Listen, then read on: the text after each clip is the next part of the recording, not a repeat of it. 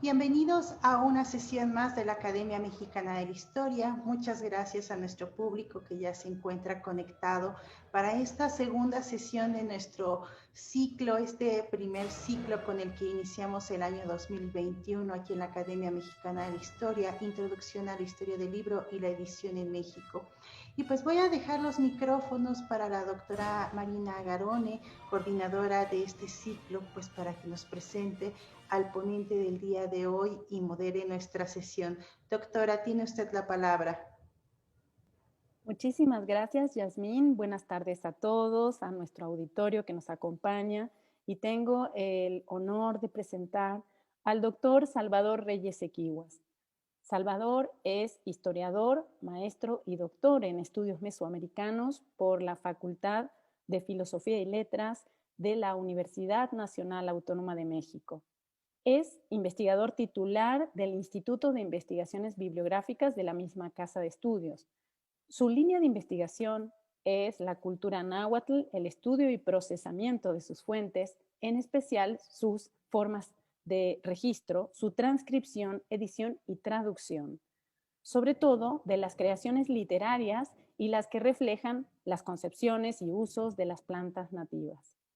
Entre sus publicaciones se cuenta en coautoría la obra Cartografía de Tradición Hispano-Indígena y Cantares Mexicanos, edición, estudio y paleografía, además de la coordinación de Vivir la Historia, homenaje a Miguel León Portilla, y las coordinaciones de Contactos Lingüísticos y Culturales en la época colonial y Lenguas y Escrituras en los acervos bibliohemerográficos. También es autor de diversos artículos y capítulos como Una antigua danza mesoamericana, los Cotlatlatzin de Acatlán Guerrero. Otra de sus artículos es Los frijoles y las calabazas en el Códice Florentino, y otra más es traducción del capítulo 6 del Códice Florentino en torno al bosque. Como docente se ha desempeñado en la Universidad Autónoma Metropolitana, plantel Xochimilco, en la Facultad de Filosofía y Letras de la UNAM y actualmente en la Escuela Nacional de Antropología e Historia. También coordina el Seminario Interinstitucional Cantares Mexicanos, que se desarrolla en el Instituto de Investigaciones Bibliográficas y en el que participan investigadores de los institutos de investigaciones históricas y filológicas de la Facultad de Estudios Superiores de Acatlán y el Instituto Nacional de Antropología e Historia. Asimismo, coordina el proyecto Desarrollo de la plataforma web del Compendio Enciclopédico del Náhuatl, que se realiza de manera conjunta entre la UNAM, el Instituto Nacional de Antropología e Historia y el Centro Nacional de la Investigación Científica de Francia. Asimismo, participa en el proyecto de transcripción, edición, traducción y estudio del Códice Florentino. Muchísimas gracias, Salvador, por acompañarnos esta tarde. Buenas tardes. Para mí es un gusto y un honor estar con ustedes el día de hoy en esta segunda sesión de este ciclo de conferencias muy atinadas sobre la historia del libro y de la edición en México. Espero que resulte interesante y que lo que exponga el día de hoy pues tenga continuidad con respecto a la sesión anterior. Bien, me voy a ir ya directamente al contenido. Entonces, de entrada, bueno, pues les agradecemos su paciencia y su tolerancia. Y vamos a empezar ya propiamente con la exposición. Decía yo que la naturaleza pluricultural de México es una gran riqueza que debemos de valorar y que las lenguas que conforman nuestra naturaleza pluricultural, ahora elevada a rango institucional y constitucional, pues tienen un carácter patrimonial, son legado cultural, sus expresiones escritas y sus expresiones orales. No solamente, digamos, debemos de apreciar el pasado de ellas y sus producciones antiguas que conforman y registran nuestra historia, sino también la parte actual. Y en ese sentido es pues que hay un compromiso institucional por fortalecerlas, por seguir usándolas y por estudiar su pasado y su presente. Eso es muy importante recalcar.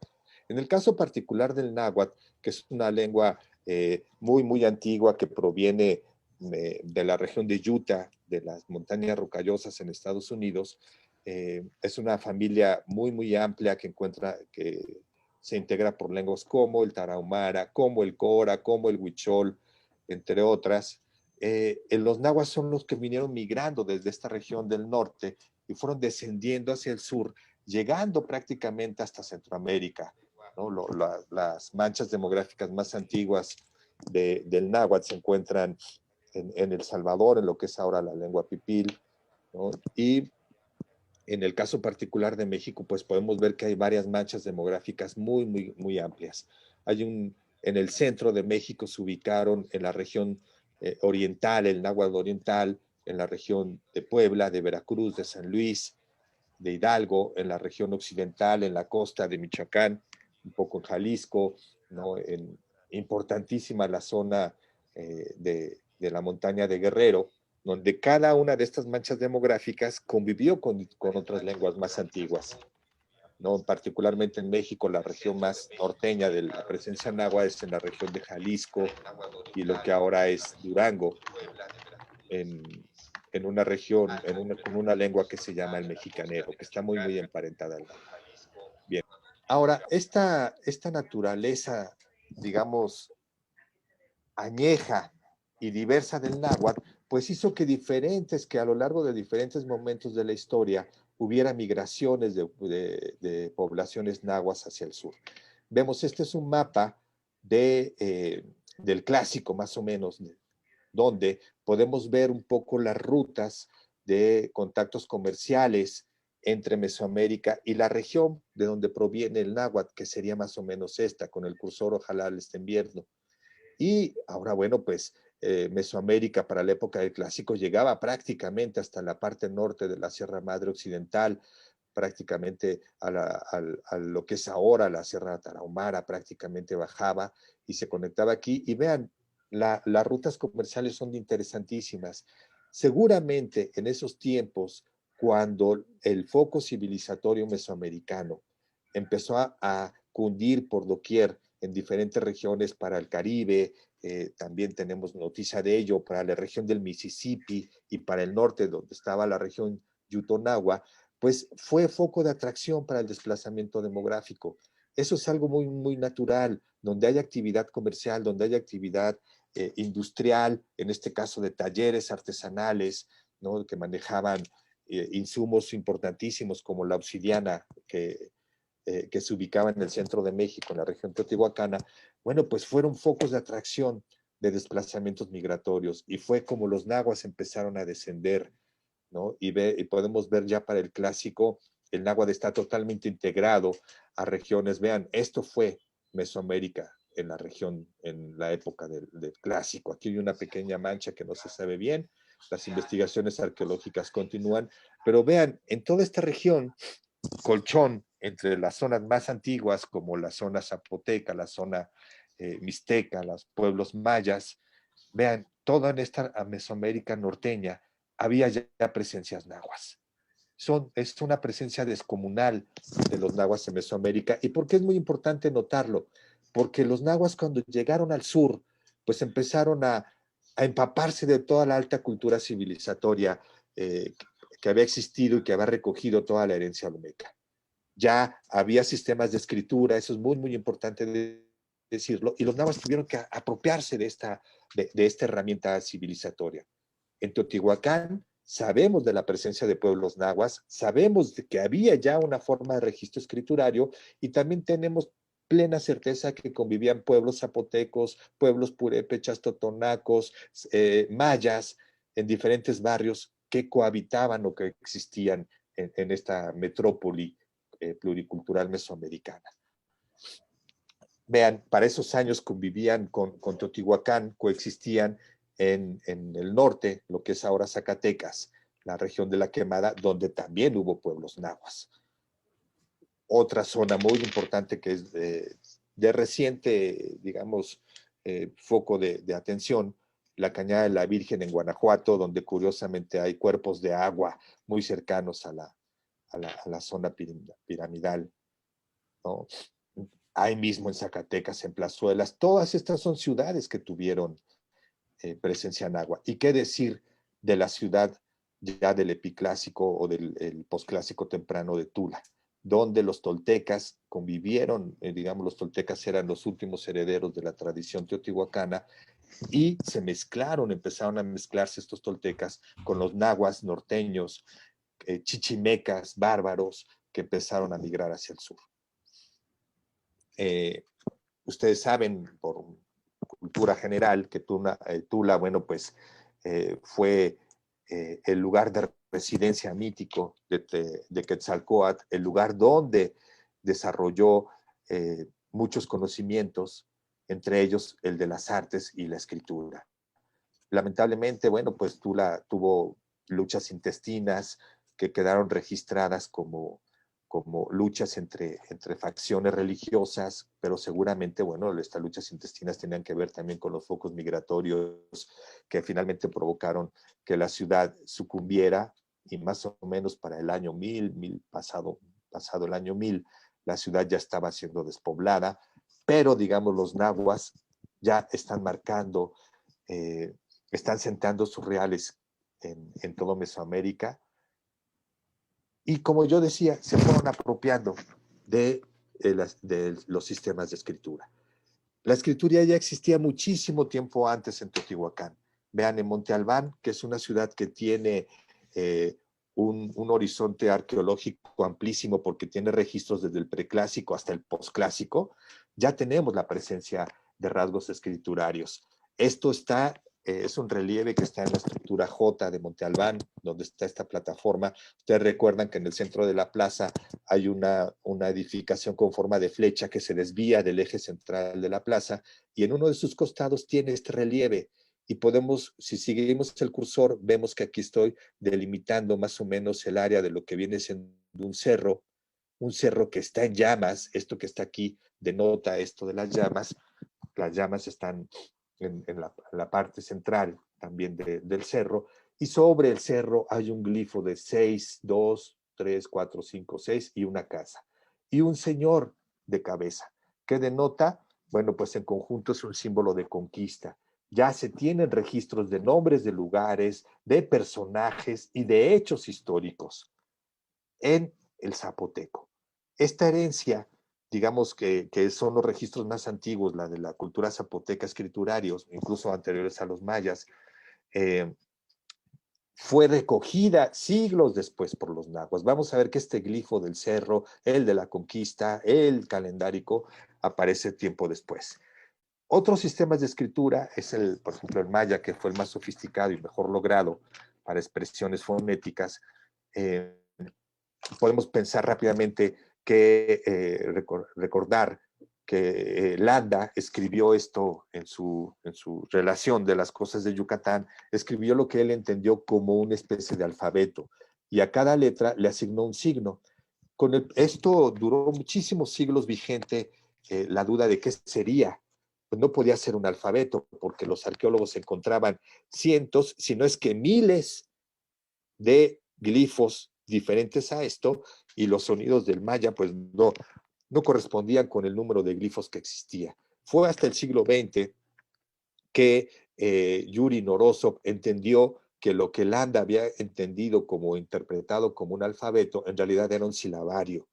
Y partiendo de la idea de un silabario, Norosov logró sentar las bases para el desciframiento de esta escritura que es muy sofisticada. ¿Por qué es tan sofisticada? Porque combina elementos fonéticos con elementos ideográficos. Vamos a decirlo así llanamente, ideográficos. Aquí ponemos un ejemplo tomado de Coe, de Michael Coe. Ya es quizá un poco vieja la propuesta, pero en cierto modo tiene vigencia. Podemos ver que la palabra Balam jaguar se podía expresar con una cabeza de un jaguar y cualquiera podía entender que eso significaba Balaam. Pero si queríamos reforzar el significado y la lectura de Balaam, le podíamos agregar el glifo de la sílaba ba al comienzo. Entonces, ya quien leía esto podía decir, sí, no puede interpretarse de otra forma más que Balaam, porque empieza con la sílaba ba. O al revés, poner la terminación ma, y por un fenómeno de elisión vocálica que es universal, que existe en otras escrituras, se pierde la última vocal y dicen, Balaam termina con la M. Entonces no había duda de que terminara la palabra de esta forma, o incluir las dos. El del inicio va, el ideograma para la cabeza del jaguar y la finalización con la M. O de plano, suprimir por completo el ideograma del jaguar y colocar la sílaba ba, la sílaba la y la terminación m. Y entonces todas estas propuestas se leerían como Balaam. Algo que pareciera sencillo, pero es muy complejo cuando se piensa que los mayas lograron colocar muchos cartuchos de estos en una secuencia y que colocando estas secuencias de las palabras estaban construyendo frases. Frases con verbos conjugados, con ubicaciones temporales, en consecuencia con una sintaxis muy clara, muy fácil de identificar, y que no peleaba el aspecto fonético con el aspecto ideográfico. En el caso de Teotihuacán, que fue donde dijimos que llegaron los nahuas, pues pareciera que la escritura no logró ese nivel de desarrollo. Podemos ver aquí elementos pictográficos como el de una palabra, pero no podemos saber qué es qué mensaje emite esta palabra. Para poder entender qué es lo que decían estos personajes que están hablando aquí, había que contar con una información adicional. Y el receptáculo de esa información ya no era el escrito, el soporte escrito, el registro escrito, sino la oralidad. La oralidad y el registro escrito existe también, también con los mayas. El hecho que pudieran escribir fonéticamente de una forma tan desarrollada no impedía que tuvieran también sus propias tradiciones orales tan muy consolidadas.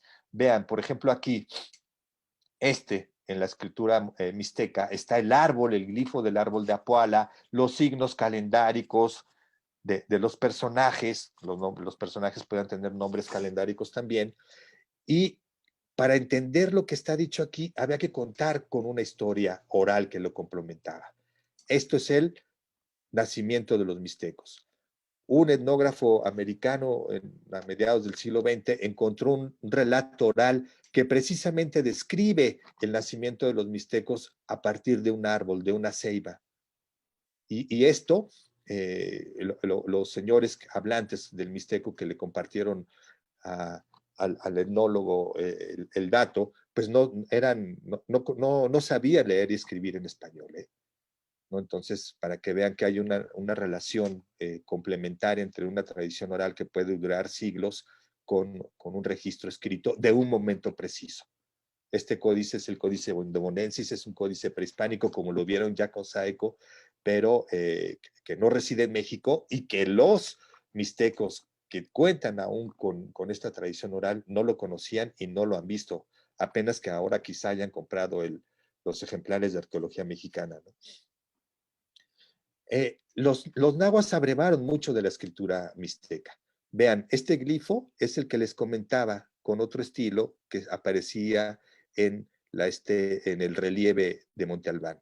Son los cerros, los Altépetl, nombres de personajes, glifos de caminos, nombres calendáricos, ¿no? Hay un conjunto de registros. Y esto, en el último momento, ya digamos, de la vida precolombina, lo podemos ver en este códice, que es el códice de Boturini, ya es un códice en agua, donde podemos todos reconstruir la idea de la salida de Aztlán, que era un cuerpo de agua, una isla rodeada de un cuerpo de agua, con la fecha como aparece en los códices mixtecos, en este caso la fecha 1 pedernal, con la idea de un camino, aunque no está escrito fonéticamente, sí está escrito ideográficamente, está el nombre del sitio, está el glifo de las casas que podemos ver en Monte Albán desde antes, está, vean, el cerro, que también existe en Monte Albano, que lo vimos apenas en los códices mixtecos, y el dios, el personaje, Huitzi, ¿no? Huitzilopochtli.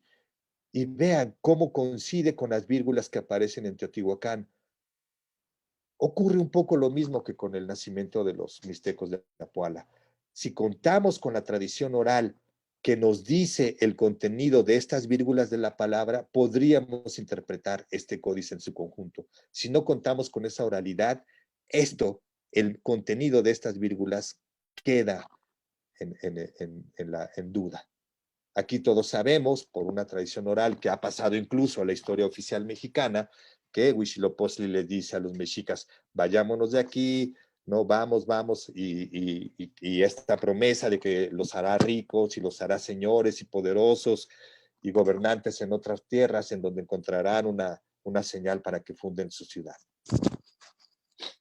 Hay muchos registros de esta oralidad entre los pueblos nahuas. Aquí está una página de la historia tolteca chichimeca, está el mismo cerro estilizado con el glifo que podíamos ver aquí, que significa coli, que es encurvado o viejo. Aquí está también coli para la historia tolteca chichimeca, que sí es un códice, como ya se había visto también en la sesión anterior, y con la misma acción de emitir alguna palabra. ¿Qué dirían estos personajes, estos sacerdotes? No lo sabemos a ciencia cierta. O no lo sabríamos si es que los escribanos o los tlacuilos que concibieron la historia tolteca chichimeca no lo hubieran puesto con glosas latinas al margen. A este códice le acompaña un texto alfabético que narra muy buena parte de lo que se expresa pictográficamente. Esta idea, digamos, de la conquista con una quemazón, con un templo encendido y un topónimo y un señor sometido, conceptualmente está aquí, en la Fundación de México Tenochtitlan.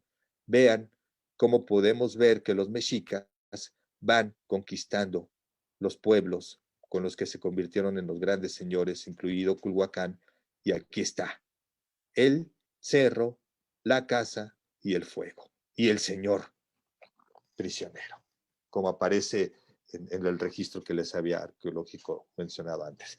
¿Qué otras cosas adoptaron los nahuas de los pueblos mesoamericanos? Pues no nada más la idea de escribir su acontecer.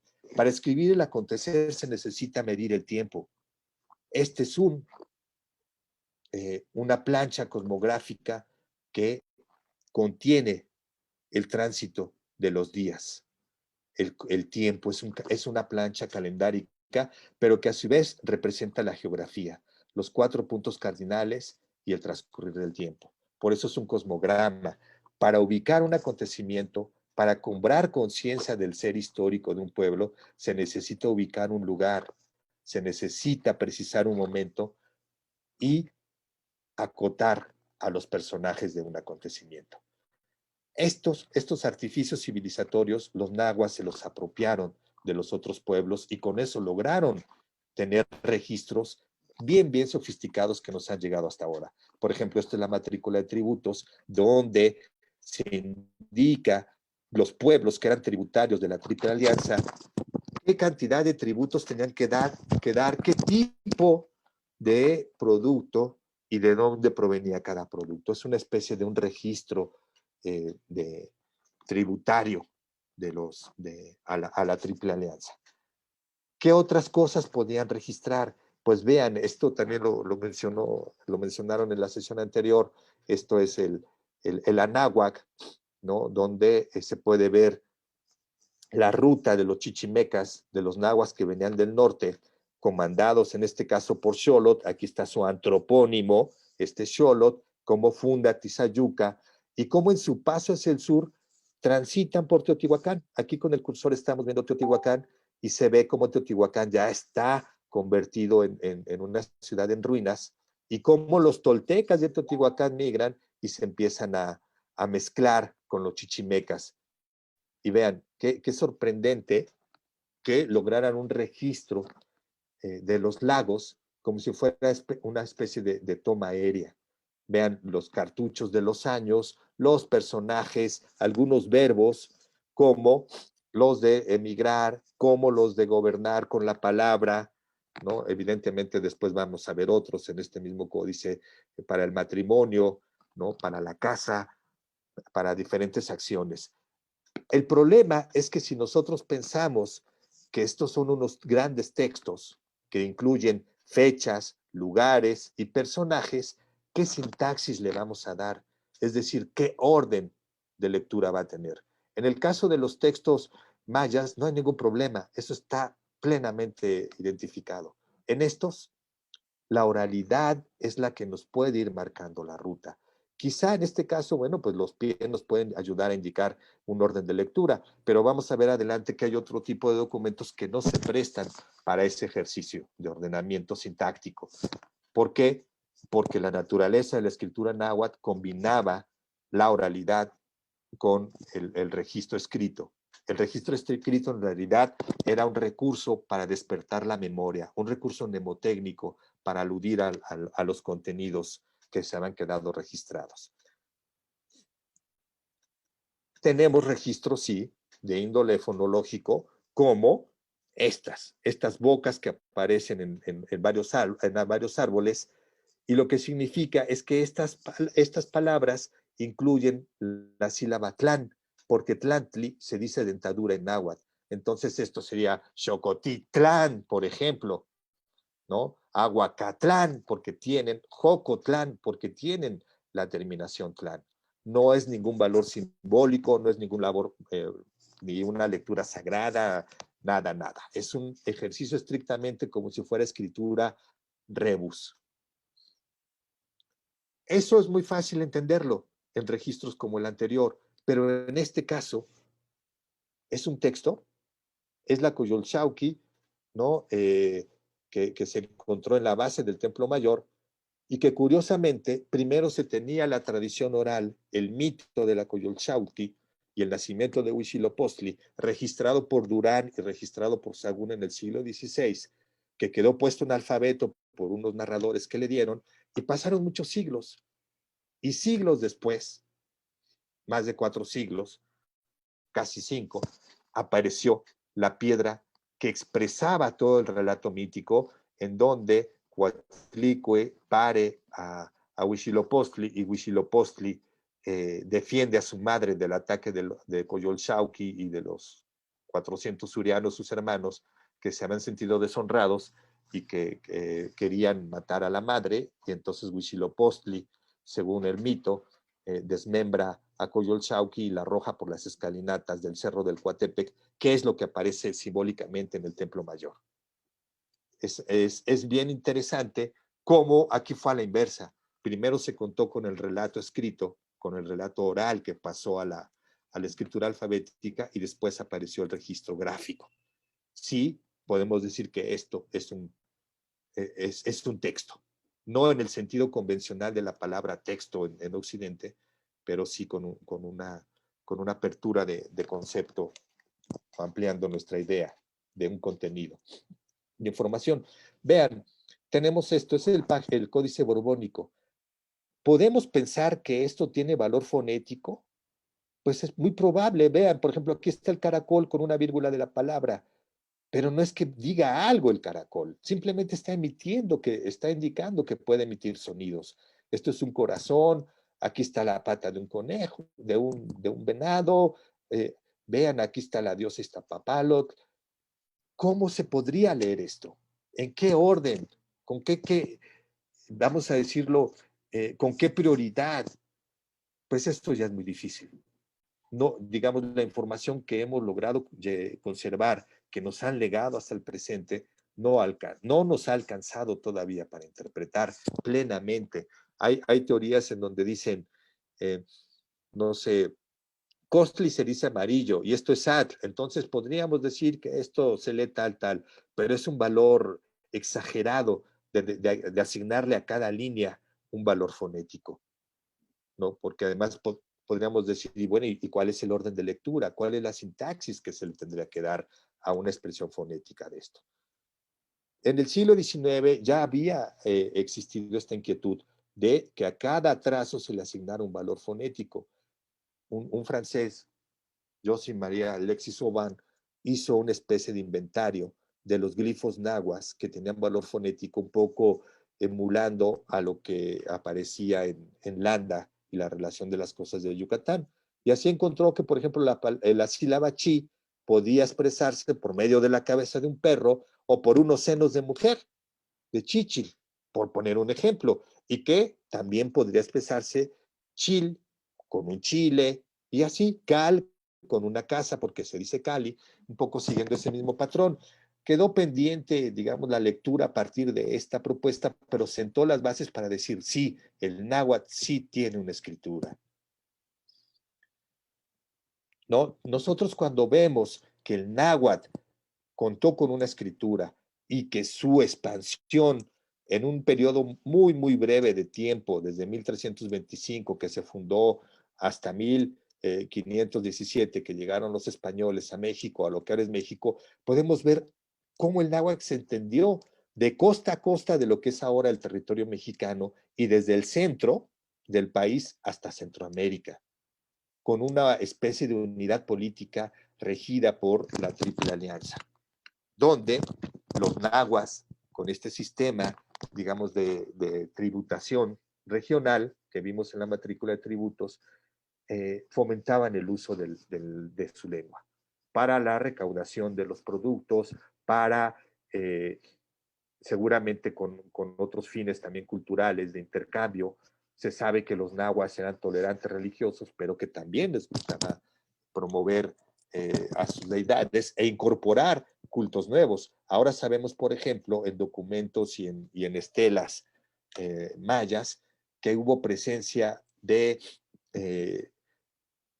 cierto culto o de cierta difusión al culto a Huitzilopochtli y a Tezcatlipoca entre pueblos mayas. Eso es una noticia interesantísima que ahora nos está replanteando nuestra imagen de la convivencia entre aquellos pueblos. El uso del náhuatl como una lengua general en el México prehispánico sirvió para los españoles. ¿Por qué? Porque cuando empezaron a conquistar y a difundir el dominio político inicialmente y administrativo posteriormente y después religioso, pues los españoles recurrieron al náhuatl como una herramienta de evangelización y de aculturamiento, vamos a decirlo, ¿no? Empezaron a atraer a los pueblos a la administración religiosa y civil a partir muchas veces de la lengua náhuatl. Si bien es cierto, se quemaron muchos códices, este es el manuscrito de Glasgow, ¿no? Es un traslado del lienzo de Tlaxcala. Si bien es cierto que se quemaron muchos, pues también perduraron muchos otros. Y el náhuatl fue una de las lenguas, pues vamos a decirlo, privilegiadas. ¿Privilegiadas por qué? Pues porque su uso como una lengua general, como una lengua franca en el México prehispánico y en el México colonial, le valió ser privilegiado tanto por el alfabeto como por la imprenta, como vamos a ver un poco más adelante. Cuando llegaron los españoles, se dieron cuenta que los nahuas tenían una forma de escritura. Este es un intento de Fray Pedro de Gante, del flamenco, por expresar a manera indígena el Padre Nuestro. Vean, él dijo, bueno, pues podemos difundir la idea del Padre Nuestro y el resto del Padre Nuestro, no con el alfabeto, porque la gente no sabe leer ni escribir con este sistema. Mejor vamos a ponerle las ideas, que al fin y al cabo ya están acostumbrados a esto, y pues él intentó que se aprendieran así la gente el Padre Nuestro, perdiendo de vista pues que la gente conceptualmente no tenía un referente para asimilar y apropiarse del contenido de este rezo. De pronto sí está aquí la banda celeste, como quizá el único, también el glifo para la tierra, Tlali, pero en general, pues por ejemplo, imaginen, líbranos del mal, ¿no? Padre nuestro que estás en el cielo, pues francamente había pocos referentes para entender y asimilar esto de santificado sea tu nombre. Vean, aquí está el INRI marcando que está santificado. Líbranos del mal, ¿no? Pues es difícil la abstracción, el ejercicio de abstracción, seguirlo si uno no cuenta con el referente ideológico del cristianismo. Otra cosa muy importante que hay que decir, que con la evangelización, ejercicios como este de Pedro de Gante, pues empezaron a llamar la atención de otros frailes, Fray Andrés de Olmos, Molina, y en el caso particular al que le vamos a prestar un poco más de atención, a Fray Bernardino de Sahagún. Recuerden que México fue conquistado en 1521, pero cuando decimos México en esos años nos referimos a México Tenochtitlan.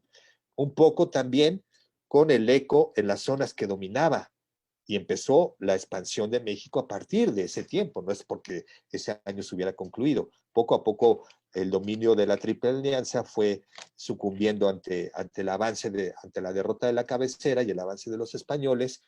Primero recuerden que hubo un gobierno de encomenderos, la primera audiencia, después un gobierno, vamos a llamarle en cierto modo eclesiástico, encomendado a la iglesia, un gobierno, el de la segunda audiencia, y no funcionaron las cosas y se decide nombrar a un primer virrey en 1535.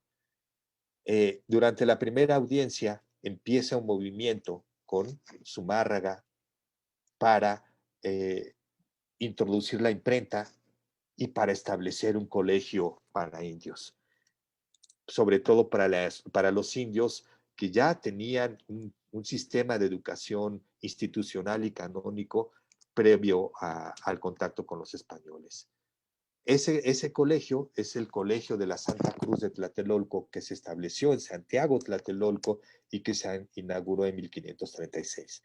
A él acudieron los hijos, los niños de gobernantes, de guerreros, de postecas, que ya eran parte, vamos a decir, parte del sector acomodado de los nahuas y que contaban ya con cierta tradición cultural, canónica, institucional en sus familias y que fueron conducidos a vivir a este colegio. No fue el único, Gante lo había hecho previamente en el San José de los Naturales, debió de haber otros colegios en Huejotzinco, en el convento de Huejotzinco, en Cholula, en Puebla, en Tlaxcala, no se diga, sobre todo en Tlaxcala, pues, un lugar privilegiado en esos años para los españoles, y en el caso de México estaba en Tlatelolco y atrajo no solamente a gente que vivía en el centro de México, en la derrotada Tenochtitlan o Tlatelolco, sino atrajo a gente de Azcapotzalco, atrajo a gente de Xochimilco, de otras regiones de Texcoco, como es este personaje Antonio Valeriano, autor de muchas obras que hoy sabemos que nos legó, que él era de Azcapotzalco y que fue educado en el Colegio de Santa Cruz de Tlatelolco, donde no solamente ellos podían rescatar la oralidad de su propio pueblo, esta oralidad que les decíamos que era la manera de contar la historia, la manera de expresar no solamente el acontecer humano, sino también los rezos a los dioses, también los mitos, conocimientos medicinales seguramente estuvieron escritos así y que se transmitían de generación a generación de manera oral y también con el recurso de la escritura. Y que esta gente que ya contaba con este bagaje cultural fue la privilegiada en estos colegios. Gracias a ellos se elaboraron documentos como este, es un fragmento del Códice Florentino que conserva todavía algunos elementos de la escritura fonética. Por ejemplo, esta es la expresión pictográfica del nombre de una serpiente, la Chimalcoatl. Coatl, serpiente, chimal y escudo, la serpiente escudo. Y ejemplos como eso lo tenemos a lo largo del códice. Esta es la Jicalcoatl, ¿no? Aquí vean, por ejemplo, está Mazaxocotl, ¿no? La fruta del venado, por poner un ejemplo. Y este ejercicio de escritura entre los nahuas vino a tratar de rescatar todo el bagaje cultural y toda la tradición cultural previa de la época prehispánica, y eso es muy importante destacar. En la humanidad siempre surgen proyectos. Ocurrió en España con la reconquista del mundo árabe, un conjunto muy amplio que incluye los primeros memoriales, que incluye el Códice Florentino como culminación, pero muchos otros, un conjunto de sermones. Decía yo que estos escritos, que la escritura antigua de los nahuas, pues se supo adecuar en un momento a la nueva circunstancia histórica. Aquí podemos ver, están viendo un códice, el Códice Telleriano Remensis, que conserva la designación de los años. Este es un género de documentos que se llama Shuamat. Shu significa año, Shiwit. Y estos Shuamat van registrando año por año el acontecer histórico. Y vean, en el año 1541 y 1542 se dio la rebelión del Mixtón, en donde la ciudad de Guadalajara fue devastada, incluso tuvo que cambiar de sede, y el propio virrey Antonio de Mendoza, el que había fomentado la creación del Colegio de Santiago Tlatelolco, fue en persona a combatir a los nahuas cascanes que se habían levantado en armas. Fue tanto el riesgo que sintieron los españoles que el propio Pedro de Alvarado, que ya residía en Guatemala, fue en persona a combatir y murió en combate. Vean, aquí está el glifo de Tonatiuh, Pedro de Alvarado, aquí lo dice la glosa, ya muerto, está el cascante Namastle, el líder del levantamiento, en todos los riscos del cañón de Juchipila. Y vean, está aquí, es lo que quiero que noten, está aquí Antonio de Mendoza con su glifo almodonáhuatl. Está colocado una tusa y un maguey. Tusa es la forma más cercana para expresar la palabra Mendoza. Otros muchos documentos fueron elaborándose, ¿no? Vean, este es el Códice Tepetlaostoc, donde ahora el registro no es de los tributos a los mexicanos, a la Triple Alianza, sino ahora el registro es el de los tributos a los españoles, a los encomenderos, ¿no? Donde están marcado el sistema glífico numeral, con el glifo para el 400, para las unidades, para el 8000, y los productos que tributaban, en este caso pectorales de oro, bueno, dijes de oro.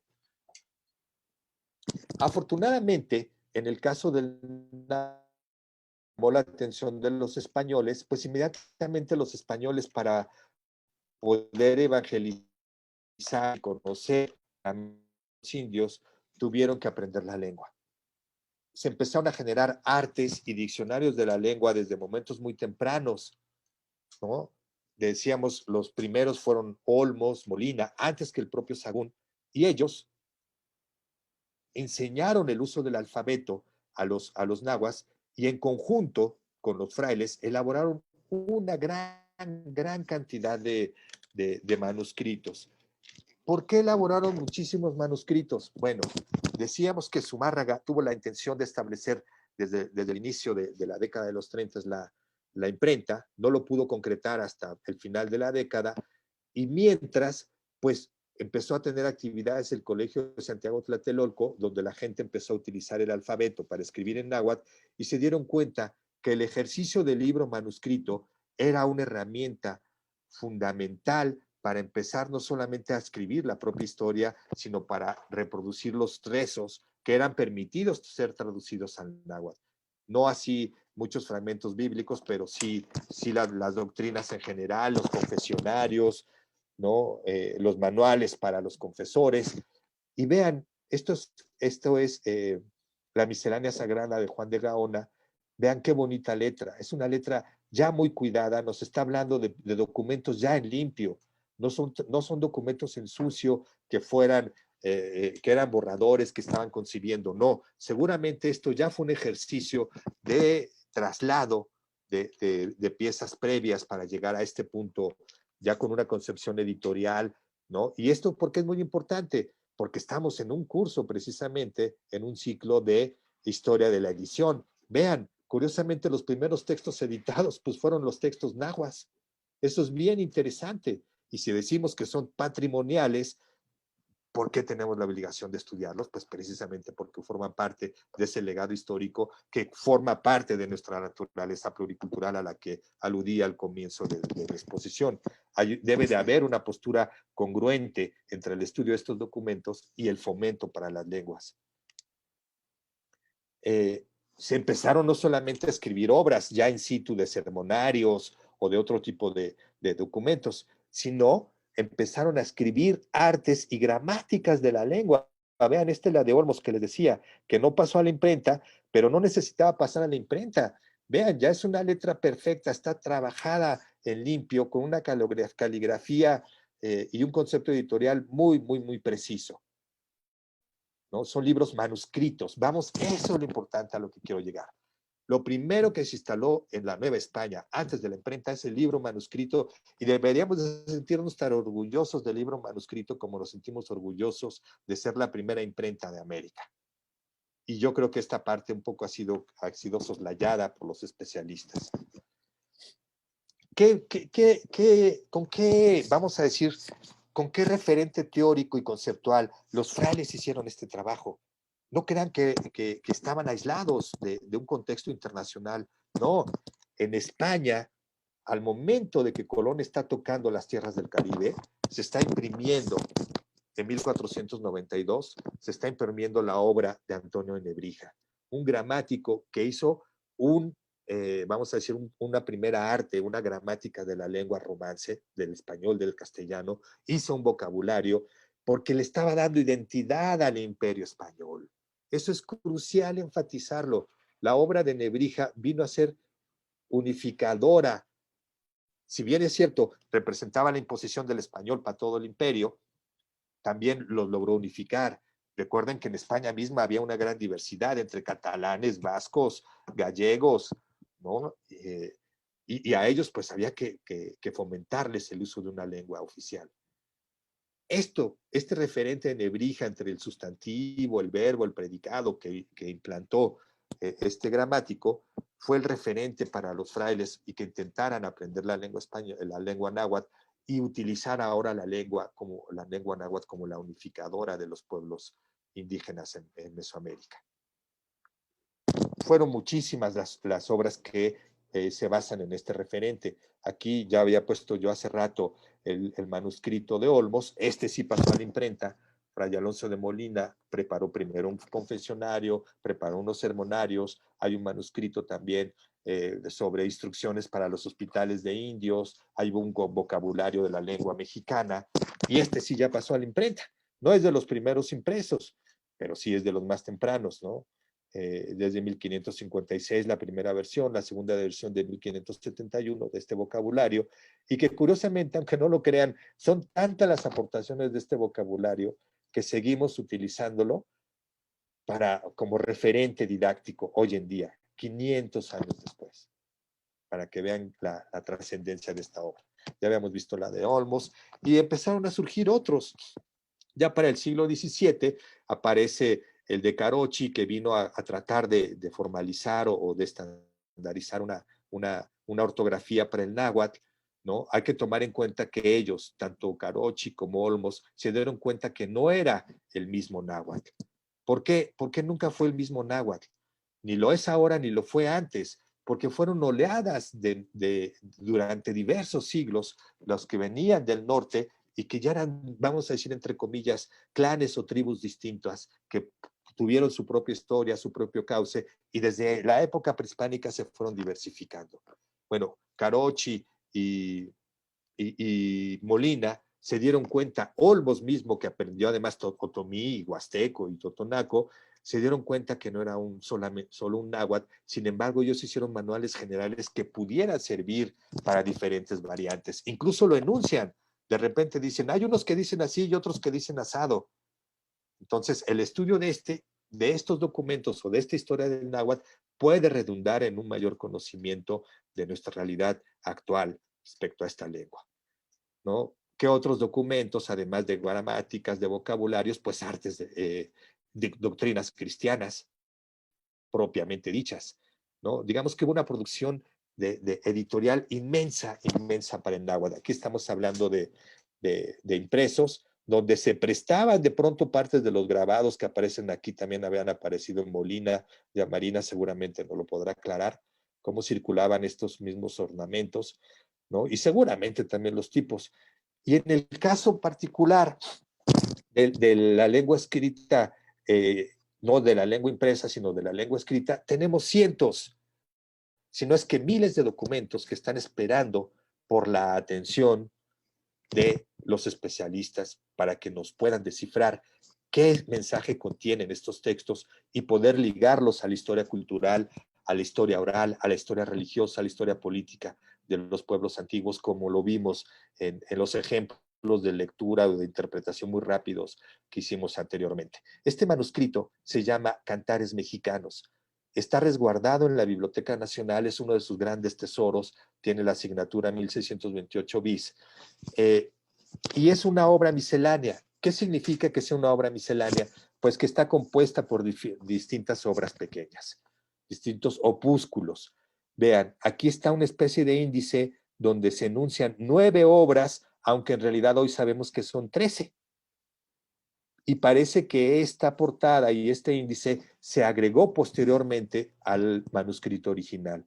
¿Por qué lo sabemos? Porque vean, tiene mexicanos escritos con G, tiene la palabra calendario escrita con K, algo que no se estilaba ni en el español ni en el náhuatl del siglo XVI ni de principios del XVII. No es muy probable que esta haya sido agregado posteriormente. Ahora, ¿qué obras contiene este manuscrito? Vean, son obras que, si bien es cierto, provienen algunas del contexto civilizatorio de la evangelización cristiana, hay otras que no, que tienen un carácter, vamos a llamar, pues no propiamente pagano, o podrían calificarse pagano, pero vamos a decirle secular. La primera obra se llama Cantares Mexicanos y le dan conjunto el nombre al manuscrito. Es un conjunto de cantos, como si fuera una especie de cancionero náhuatl. Por lo mismo, es la obra que más ha llamado la atención. ¿Por qué? Porque hay canciones de época prehispánica dedicadas a los dioses, porque hay cantos de contenido histórico. Por ejemplo, hay un canto que narra la derrota de los mexicas contra los purépechas en Tajimaroa, ahora es Ciudad Hidalgo. Y esos cantos, pues, vamos a llamarlos cantos históricos, cantos míticos, cantos sagrados. Hay cantos eróticos en este fragmento de cantos mexicanos y también hay cantos cristianos. Uno de ellos compuesto por Antonio Valeriano, en donde hizo él mismo una composición para la Navidad, como si fuéramos, vamos a decir llanamente, o si quieren con cierta laxitud, como si fueran antecedentes nahuas de villancicos, ¿no? Después hay en español un calendario y un arte divinatorio, vamos a decir como si fuera un texto al modo de nuestros horóscopos. Por eso es arte adivinatoria del calendario. Estos dos están escritos en español, no están escritos en náhuatl, y se menciona que están vinculados con un padre que ahora sabemos que fue Sagún. Y que al tiempo que Sagún estaba elaborando el Códice Florentino, del que vimos hace rato unas ilustraciones para ver los nombres de las mariposas y de los árboles y cosas así, ahí se menciona que están elaborando también unos cantos. Hoy sabemos que el calendario del Sagún tiene que ver con este calendario, que son diferentes versiones de ese mismo calendario. En el caso de Cantares, hay en la Universidad de Texas, en Austin, en la colección Lee Benson, otro manuscrito que se llama Romances de los Señores de la Nueva España. Y estos romances y estos cantares coinciden en las piezas compiladas, no por completo, pero sí en algunas.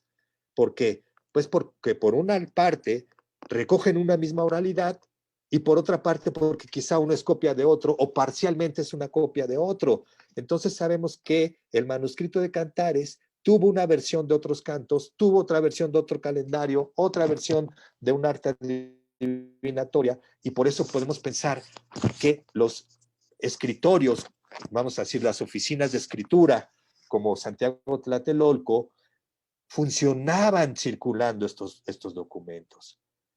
Digamos, que tenían un mismo origen, que tenían un mismo autor, o que tenían copias compartidas. Esto es muy, muy importante enfatizarlo, porque es la función del libro manuscrito. No podemos imprimir más de un ejemplar, pero lo copio a mano y hago varias copias y las distribuyo por donde quiera. Hay otros documentos, ahora sí ya estrictamente católicos, un conjunto de ejemplos, son pequeñas historias para adoctrinar, para despertar la conciencia, ¿no? de los evangelizados. Hay unos sermones sobre la Eucaristía, otros sobre cómo recibir la muerte. Hay un encabezado a un canto, a un rezo que era un llamado a la guerra sagrada, de un canto antiguo de Huitzilopochtli. Ese fue censurado. Los propios compiladores de estas obras tacharon el encabezado, lo podemos leer, pero ya no lo transcribieron. ¿Por qué? Porque seguramente sabían que este documento iba a pasar por la vista, por la inspección de algún fraile o por alguna otra autoridad, y pues tuvieron miedo que esto tuviera un fin político, tuviera realmente despertar alguna forma de rebelión, y mejor seguramente fue censurado. Hay unas meditaciones, hay otro texto valiosísimo, importantísimo, las fábulas de Esopo, traducidas del latín al náhuatl, que ahora sabemos que hay varias versiones de estas traducciones. Entonces, ahora resulta que los cantos, que el calendario, que las fábulas de Esopo y finalmente que una historia de la pasión de Cristo tienen diferentes versiones. Esto nos habla precisamente de este comportamiento de los escritorios, del escritorio de Tlatelolco o de algún otro en donde se pudo escribir. No pudieron haber sido muchos, eso hay que decirlo. ¿Cuánta gente, cuántos nahuas podían escribir? Seguramente pocos. Ahora, por un lado, y por otra parte, estos nahuas, ¿qué función social tenían? Eran nahuas educados, nahuas cultos, que cuando salían a convivir con el resto de su comunidad, seguramente eran vectores del intercambio cultural entre la tradición occidental que se estaba implantando entre los pueblos nahuas y a su vez del rescate de todo el conocimiento ancestral de estos mismos pueblos. De aquí la trascendencia de manuscritos como el que estamos hablando.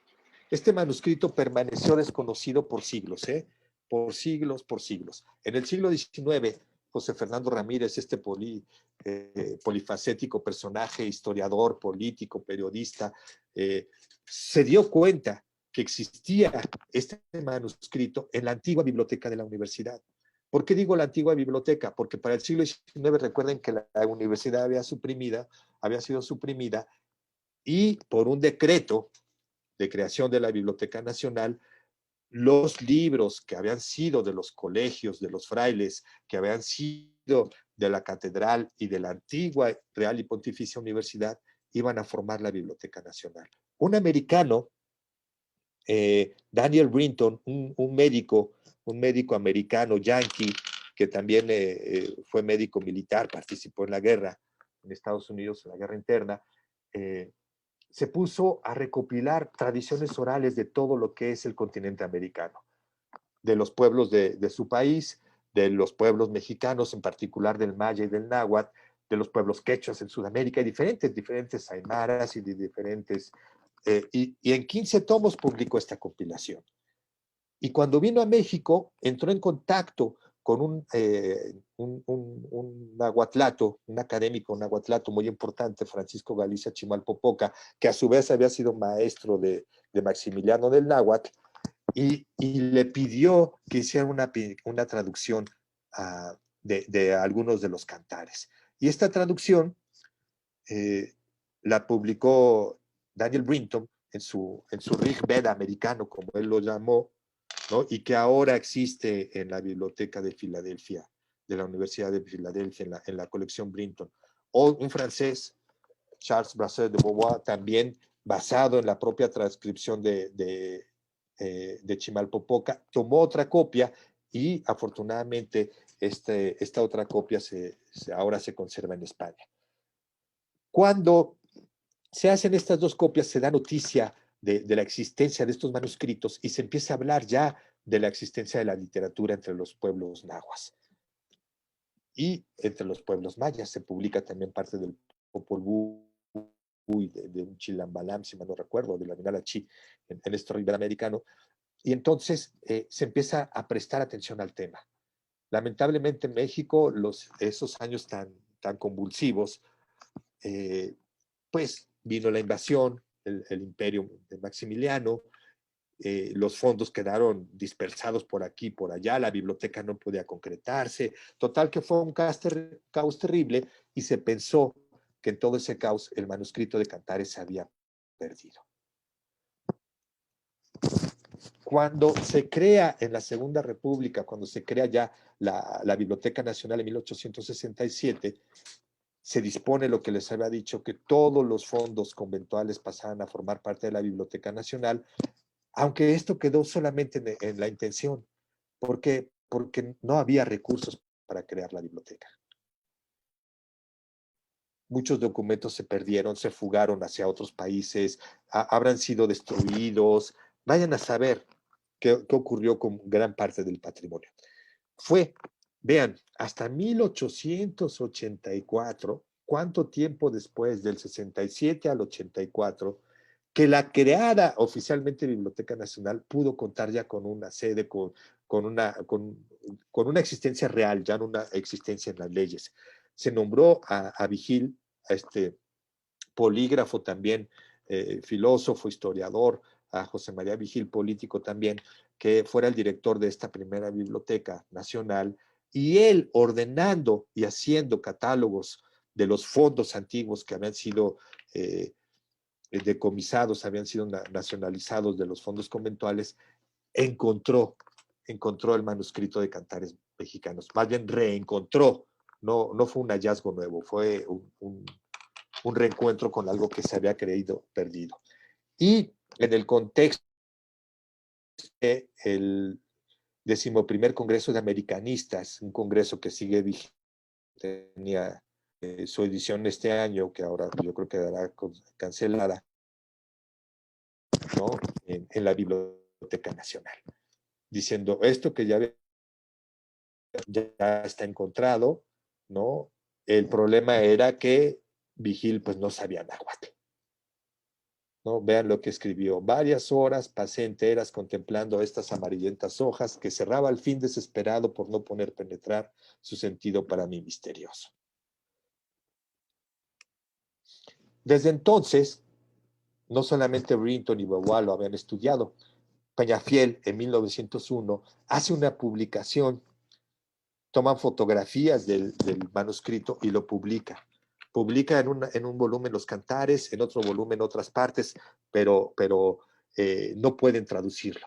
Simplemente aparece el manuscrito fotografiado. Todavía existen ejemplares de esta edición de Peñafiel. Después, en 1919, Juan Bautista Higuinis, cuando ya la Biblioteca Nacional cuenta con un boletín, con digamos, un órgano de publicaciones de su propio acervo, publica parte del calendario de cantares mexicanos. No entra en detalle con los otros opúsculos porque tampoco conocía el náhuatl. Fueron décadas posteriores hasta que Ángel María Garibay, estudiando la literatura de los nahuas, siguiendo la tradición de Brinton, presta atención a los cantares, no a todo el manuscrito, solamente al primer opúsculo de cantares, y traduce algunos fragmentos de aquí y de allá, y traduce también los romances de los señores de la Nueva España que están en Texas, pero hay un problema. Empieza a publicar en los 60s todos los hallazgos en varios volúmenes. En el primer volumen hace un compendio de poemas, en el segundo volumen publica los romances de los señores de la Nueva España, y en el tercer volumen de su poesía náhuatl iba a publicar los cantares y se le atravesó la muerte. No pudo publicarlo más que algunos fragmentos de aquí y de allá, los dejó en borrador, y su alumno en ese entonces, Miguel León Portilla, recopiló los borradores de Garibay y publicó el tercer tomo de la poesía náhuatl con fragmentos de cantares mexicanos, de tal suerte que la obra seguía esperando un traductor. Otra gente le prestó atención, Leonard Schultz-Jena, un alemán, y el musicólogo mexicano, el célebre musicólogo Vicente Mendoza. ¿Por qué? Pues porque Cantares Mexicanos incluye un conjunto de indicaciones que se llaman técnicamente didascalias para las piezas que se podían representar. Dice, por ejemplo, en alguno de los cantos, dice: aquí entra el teponaztle y tiene que sonar en este tono, aquí entra el huehue y debe de sonar así o asado y se debe de tocar de esta forma. Y de repente hay fragmentos de los cantos que no tienen un valor léxico, es decir, como nosotros cantamos una canción para terminar la métrica, le decimos cha la la la y seguimos cantando, igual lo hacían los nahuas. Entonces, hay un conjunto de sílabas que no tienen un significado preciso y que tanto Mendoza como Xu pensaban que era una notación musical, algo que también preguntaban en la sesión anterior. Esta notación musical que pensaban Llena y Mendoza, pues pensaron que se basaba en los 5 tonos del teponaztle y que entonces las sílabas que aparecían tenían que ser sílabas con vocales fuertes o vocales débiles para marcar los tonos y los acentos de la música. No lograron desarrollar propiamente un modelo musicológico, pero sí prestaron atención a ese fenómeno. Un poco aludiendo a lo que habíamos dicho, que el propio Garibay había dicho, que estos cantos quedaban atrapados en la luminosa prisión del alfabeto, porque toda esta parte ritual, dancística, la parafernalia escenográfica, pues no la podía reproducir, y tampoco parte de los cantos. Una cosa es decir las letras y otra cosa toda la intención, la fuerza, los tonos, las melodías, las frases musicales, pues no quedaron atrapadas. Fue esto, vean, aquí está la edición de Peñafiel, de la que mencionaba, Salvador, ¿no? Empezó con las ¿podrías fábulas de Sopo. compartirnos tu Sí. pantalla, por favor? Porque no estamos viendo imagen. Perdón. Caramba, perdón, eso no me había percatado. Perdón, y ahora regreso a las imágenes. Gracias. Bien, decíamos, vean, aquí están algunos de los investigadores que me han prestado atención. En principio los mexicanos, Vigil, Peñafiel, Garibay y León Portilla. Decíamos que esta es la edición de parte de varios ejemplares que hizo Peñafiel. Este es el de las fábulas de Sopo del 95 y el 901 de propiamente los cantares. Vean, son solo fotografías, insisto, muy valiosas, pero incluso esta parte jeroglífica de cantares está a color parcialmente y no se pudo reproducir así. Decía yo que Guinness fue otro, en el boletín de la Biblioteca Nacional, publica parte también de los cantares, pero publica la sección en español. ¿Por qué? Porque al no saber náhuatl, pues no puede entrarle a los otros opúsculos. Digamos que vean cómo va viendo una historia editorial y una historia disciplinaria para poder acceder a los contenidos de este manuscrito. Fíjense, hasta 1994 se creó un grupo que coordinó Miguel León Portilla, que convocó a investigadores de la Universidad Nacional, de diferentes entidades, de bibliográficas, de filológicas, de históricas. Después convocó a gente del Colegio de México, lingüistas. Convocó a traductores y nahuatlatos del INA, del Instituto Nacional de Antropología, de la Universidad de Toulouse, para poder entre todos cerrar el saldo de la deuda con el proyecto cultural, digamos, que esbozó este manuscrito de cantares mexicanos.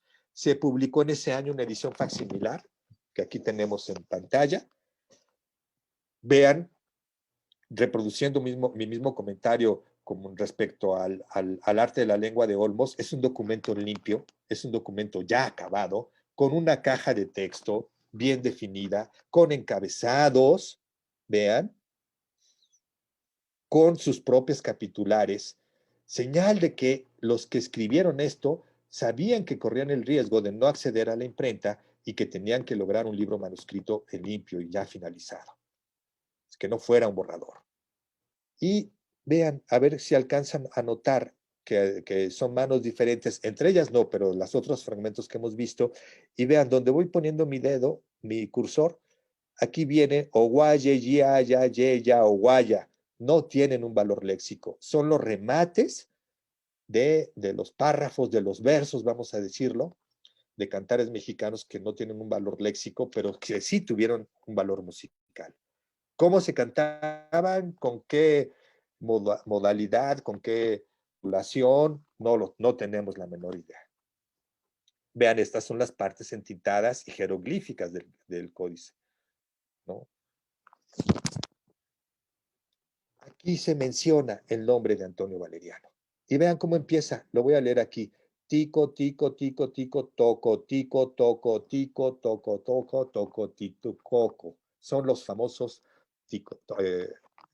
tocotines que utilizó todavía Sor Juana para los villancicos nahuas. Y Valeriano se menciona como un autor de estos cantos.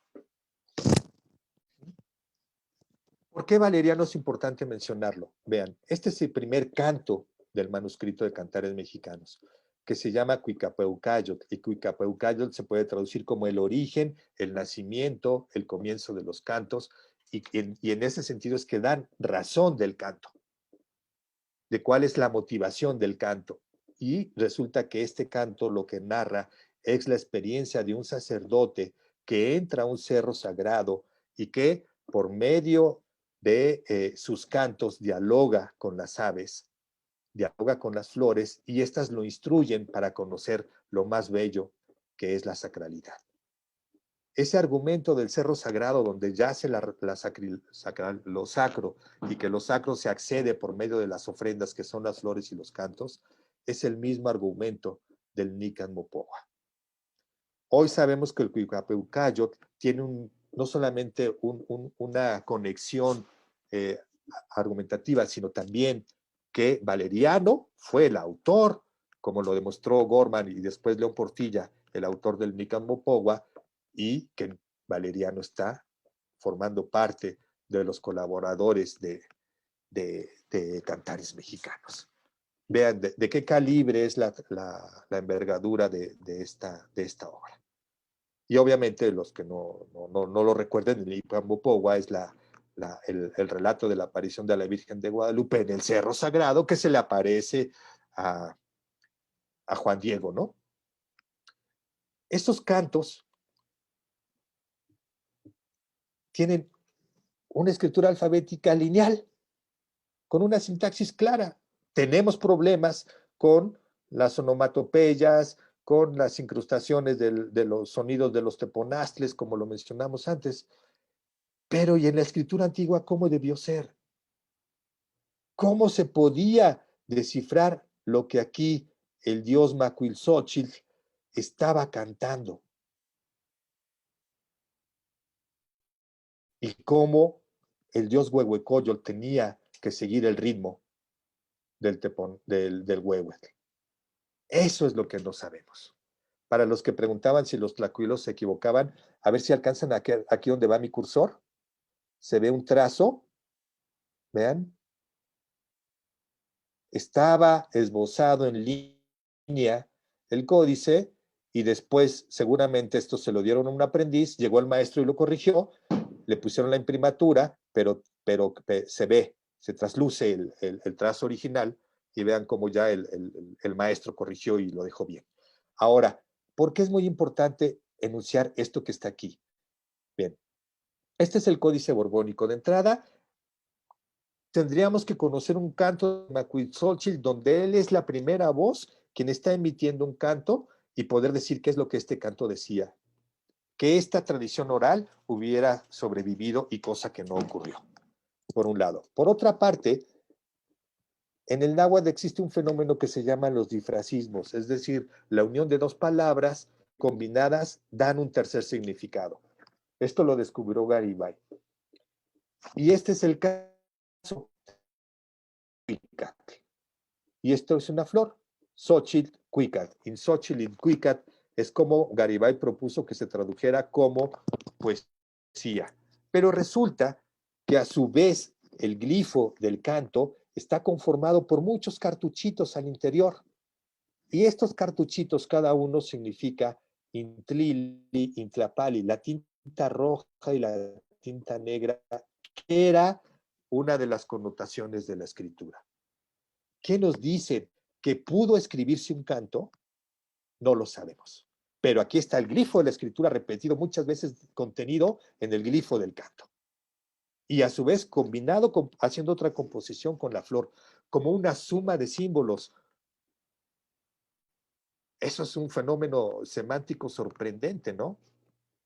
Recuerden que los símbolos tienen diferentes niveles de interpretación, y este es un nivel superlativo, vamos a decirlo, ¿no? Vean, En el Códice Florentino están los cantores con un códice en mano, un formato de códice, no es un formato de libro, ni es un libro de coro, y con el glifo de la palabra. Tenemos la esperanza de que estos códices se hayan logrado escribir estos cantos, no lo sabemos.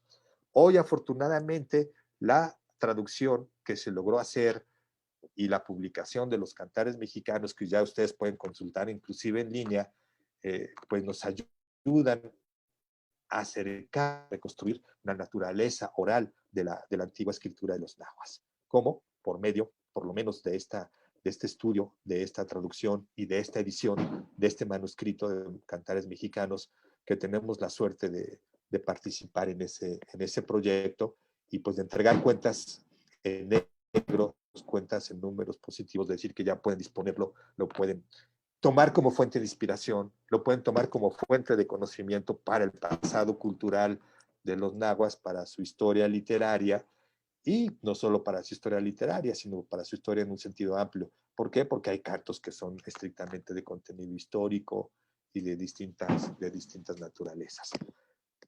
Hay cantos, por ejemplo, hay un canto de peces que describe el lago de México Tenochtitlan como el lugar de las aguas sagradas donde los mexicas vivían, y los mexicas se asumen como ajolotes, como los peces que habitaban en esas aguas sagradas, y cómo llegaron los españoles a pescarlos, aludiendo al relato mítico de Pedro el pescador, ¿no? Y posteriormente vemos en el Códice de Tlatelolco cómo pudo haber sido una representación representando peces que habitaban los lagos de aquí. Recuerden, eso es muy importante, la gente que vivía aquí vivía una cultura lacustre, todo esto lo vivía en lagos. Y obviamente los cantos dejan ver esa naturaleza de los lagos que podemos ver quizá representados aquí, y dicho de paso, no traigo la ilustración, pero que estos mismos peces los pueden ver tanto en el Códice Florentino como pintados en los frescos de la caja de agua que está en Tlatelolco. Cuando se acabe la pandemia y que podamos regresar y que vuelvan a abrir los museos, se les va a quedar de tarea ir a ver la caja de agua de Tlatelolco, donde van a ver a estos pececitos ahora nadando en las aguas sagradas del cristianismo con una cruz que nace entre los túneles del lago. Bueno, pues por mi parte, espero que pudiéramos haber remontado. Bueno, pues seguramente quedará ahí el video para cualquier comentario, duda que quieran hacer, ¿no?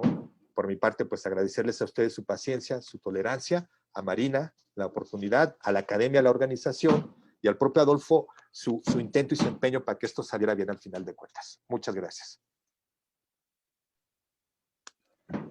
Muchísimas gracias, Salvador, por tu exposición, y también porque es un tema muy complejo, es un tema muy amplio, y es un tema que en este año en particular, que estamos de conmemoración del 5º centenario, creo que también es una cuestión a la que nos tenemos que detener a pensar un poco. ¿Qué memorias, qué formatos de memorias, qué documentos, qué trazas podemos recobrar de lo que pasó inclusive antes de la caída de México?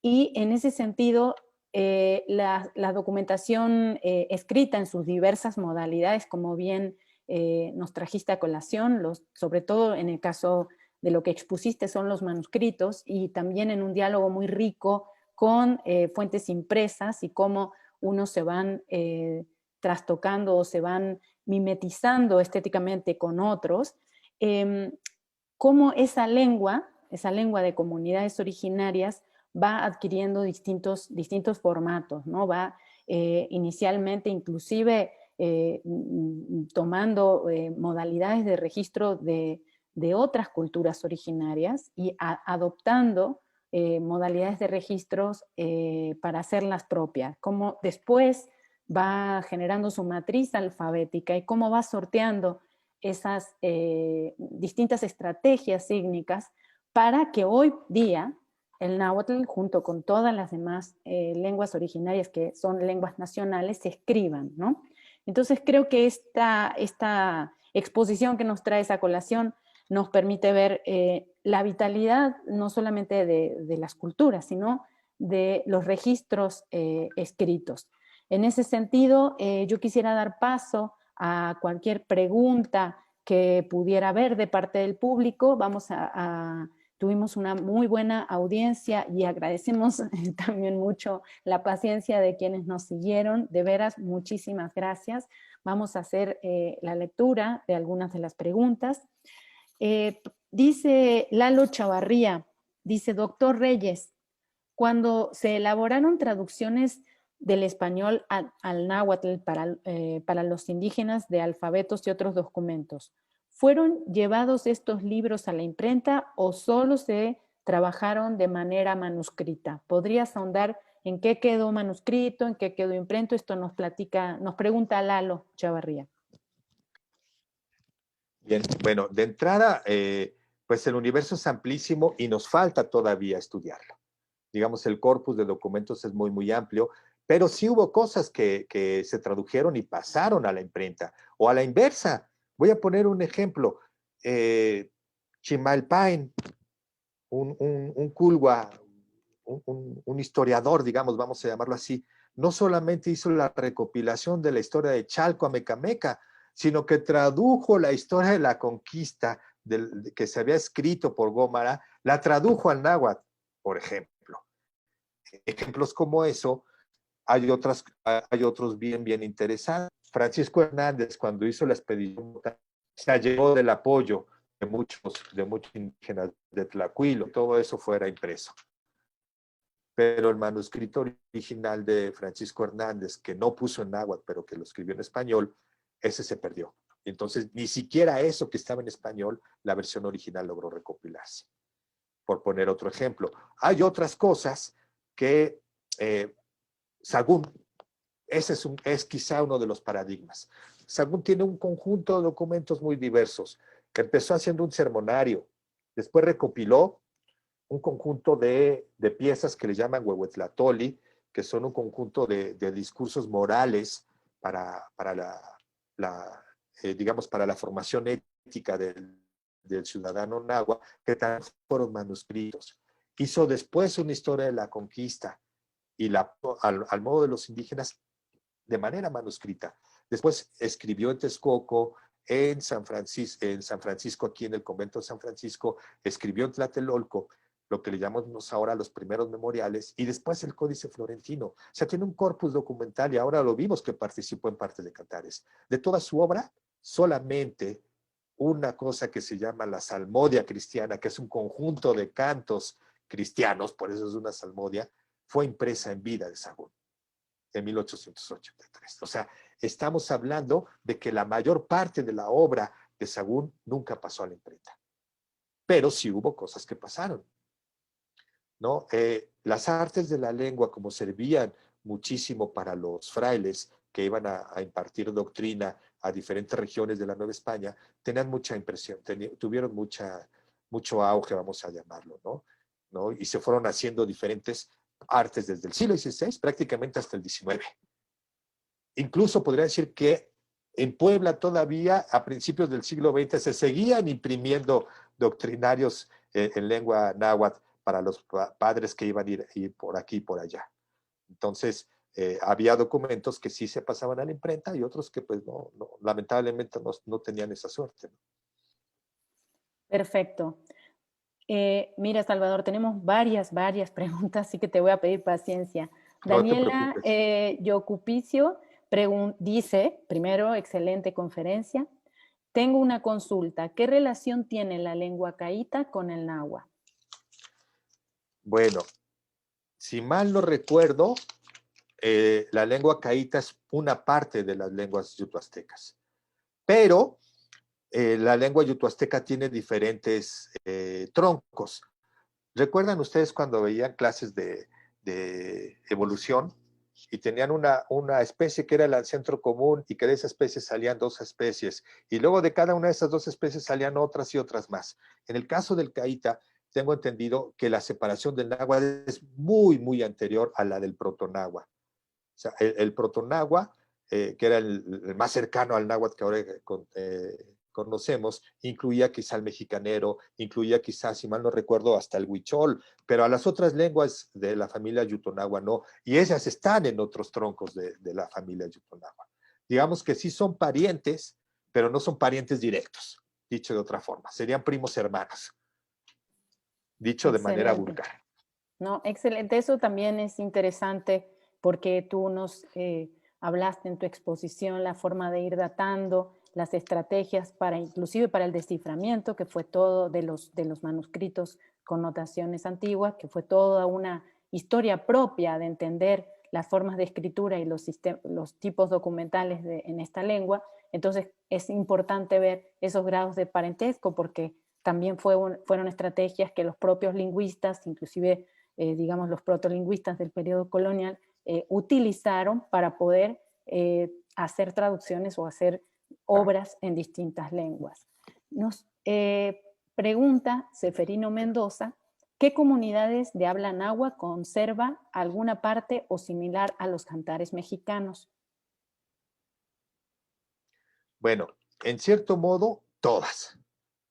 Porque hay palabras muy básicas de la lengua que, digamos, el léxico no varía tanto en algunas formas. Por ejemplo, agua se dirá atl por doquier, y la palabra agua aparecerá en cantares mexicanos cientos de veces. O sea, desde el punto de vista léxico, muchas comunidades, de repente, a mí me llama la atención notar que hay a veces, no siempre, hay distintas actitudes. Y una de las actitudes de alguna gente que ha recibido regiones hablantes es sentir que tienen un vínculo con el náhuatl antiguo y que ahí se habla todavía con cierta, vamos a llamar, pureza lingüística, y que ellos son muy cercanos al náhuatl clásico.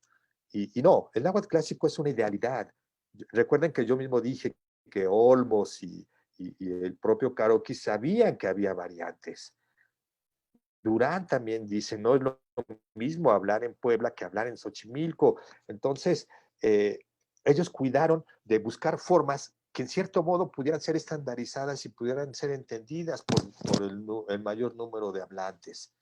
Y en ese sentido es que el náhuatl que está expresado allí, no solamente en cantares, en el Códice Florentino y en otros documentos, son idealidades.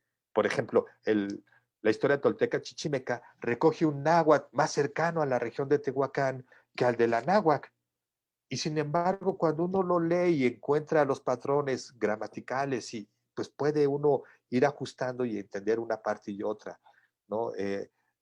Hay muchos pueblos que en mayor o menor medida están vinculados con la forma de hablar de cantares mexicanos. Si no es por su léxico, a lo mejor es por la manera en que utilizan algunos verbos o por la forma de algunas expresiones vamos a decir, artísticas, ¿no? No de la lengua, sino del arte en general, de la música o de cómo se baila y cosas de ese tipo.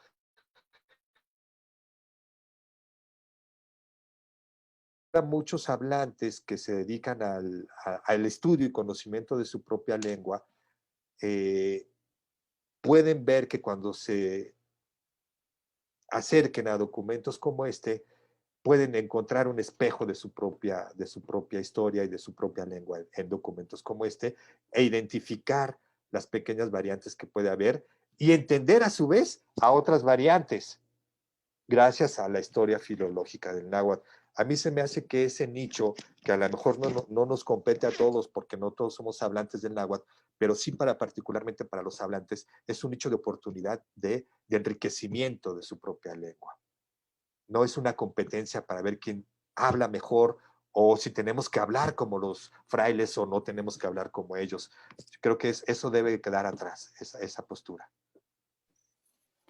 Mira, Laura Ruiz Ruiz Moreno hace una pregunta muy interesante que tiene que ver con, bueno, todas las preguntas son interesantes, pero ella tiene que ver, pregunta en función de los hacedores, digamos, de los calígrafos, plantea si en algunos de los cantares se registra la participación de niños.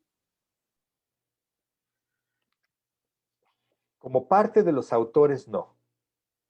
Como parte de los, ¿cómo decirte? Eh, de los amanuenses tampoco, ¿no? Por lo menos no lo sabemos. Sabemos que participaron alrededor de por lo menos 5 manos, pero no podemos identificar los nombres de quienes fueron. Lamentablemente no. Es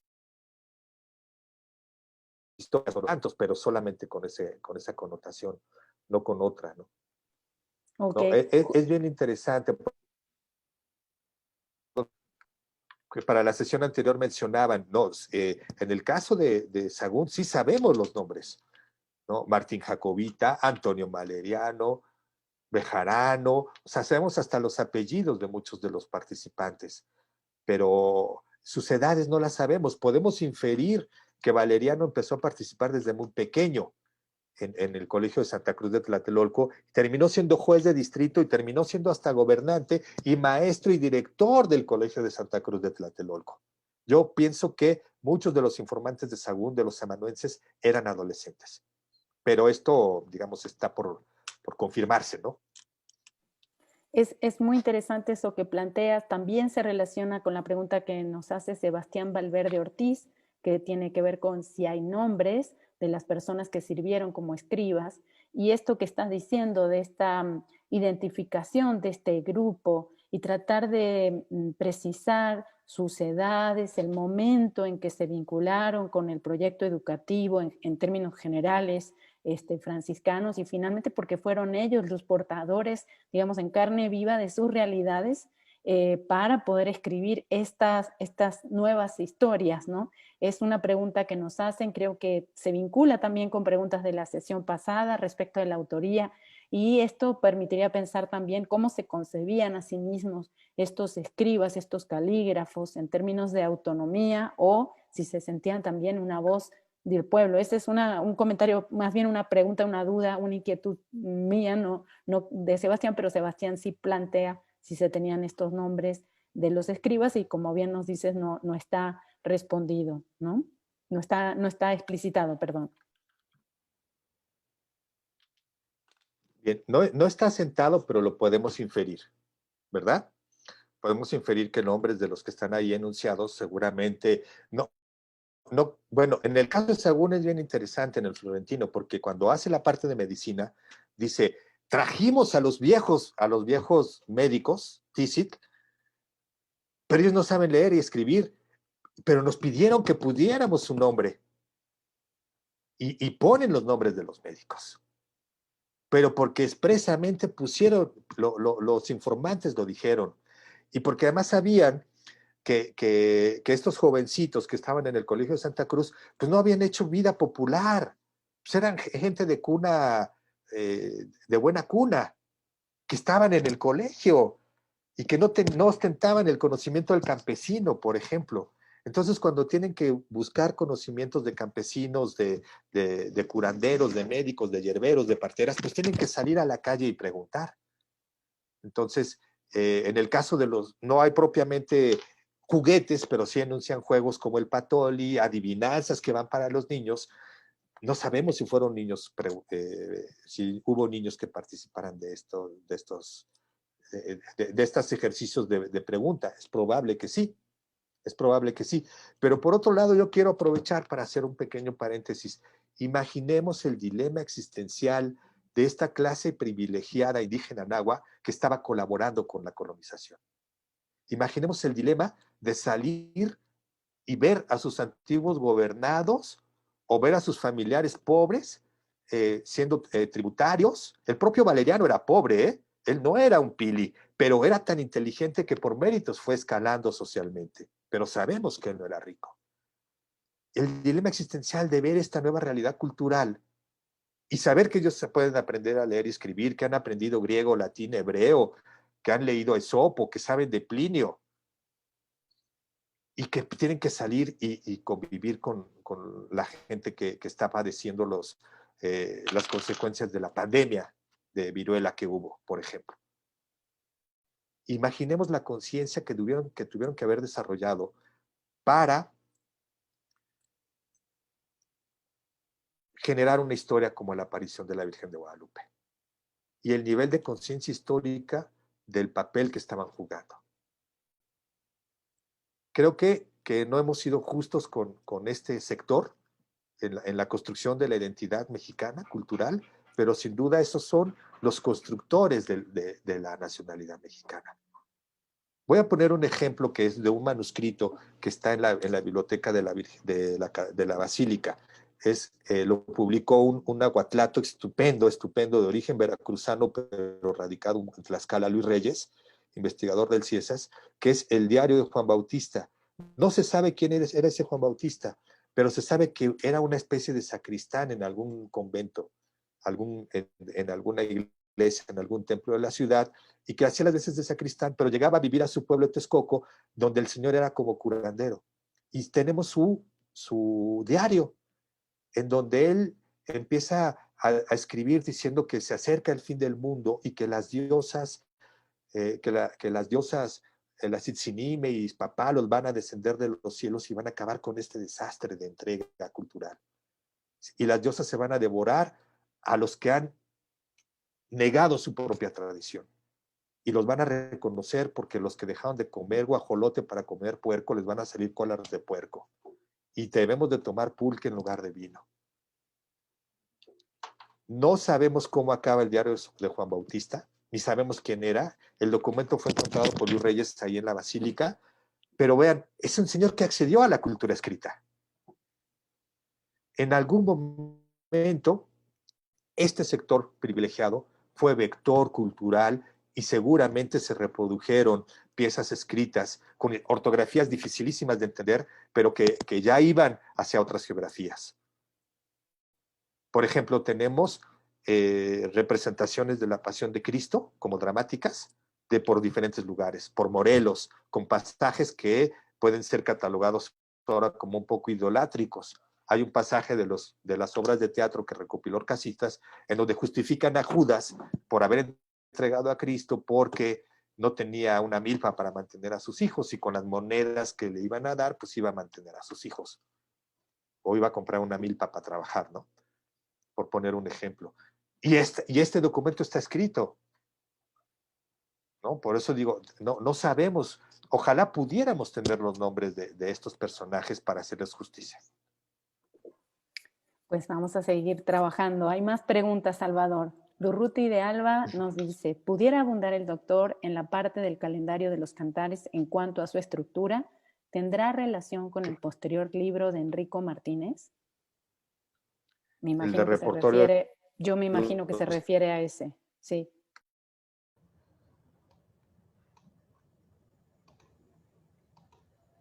Bueno, entre que nos acompañe el doctor, quisiera decir que vamos a poner en el Facebook de la Academia el enlace a la digitalización de la obra que está, sobre la que está exponiendo el doctor Reyes, Cantares Mexicanos, que está en la Biblioteca Nacional Digital de México. Están a su disposición ahí la digitalización en alta resolución, la vamos a poner en el Facebook y si no, los invitamos calurosamente a que ustedes naveguen en los distintos materiales del repositorio de la Biblioteca Nacional de México. Esto también se vincula con una de las preguntas que señala que si hay otros materiales impresos en otras lenguas, me permito también sugerir que puedan navegar los materiales digitalizados de la propia Biblioteca Nacional Digital de México. Hay varias obras en lenguas indígenas, no solo en náhuatl, que están a su disposición y en otros repositorios digitales. Salvador, ya te tenemos. Qué bueno, pero ya ven que esto es así, ni modo. Decía yo que recordemos que los nahuas abrevaron de los pueblos mesoamericanos más antiguos, no solamente la escritura, sino también el calendario. Y en todos los pueblos mesoamericanos, mayas, mixtecos, zapotecos, otomíes, existían dos calendarios que corrían en paralelo.